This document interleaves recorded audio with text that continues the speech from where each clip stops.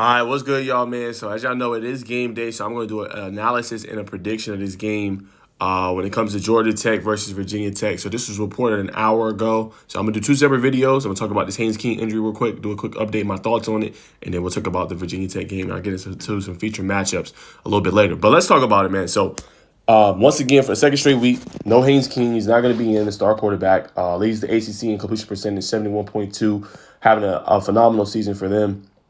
Not turning over the football in 2 interceptions, so he's improved his game, in my humble opinion. He's a threat in the run game. He's their star quarterback. So it's tough. You're going on the road against Virginia Tech, a team that I'll talk about. I don't want to go into too much detail in this video, but a team that likes to run the ball. I'll say it like that.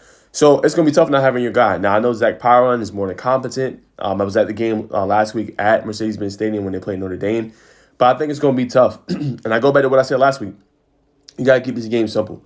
And you got to get power in a rhythm early. And they did that. Tech did that. All right. So he was 9 for 9, starting off with 81 yards. Like, that's what you need, and you might not get a replica of that. If he's 7 for 10 or 6 for 10 or something like that, that's fine. You got to get him in the rhythm early and going.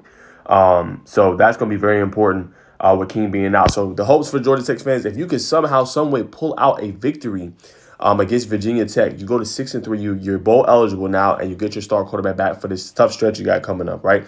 You still got to play, NC State. You got to play Miami. You know what I'm saying? You got to play Georgia. But the good thing is you're going to get a bye week after this one, so that does go in your favor. That does help you out a lot. So I think when it comes down to that, you just got to hope he gets healthy. He will after this week have another week to rest.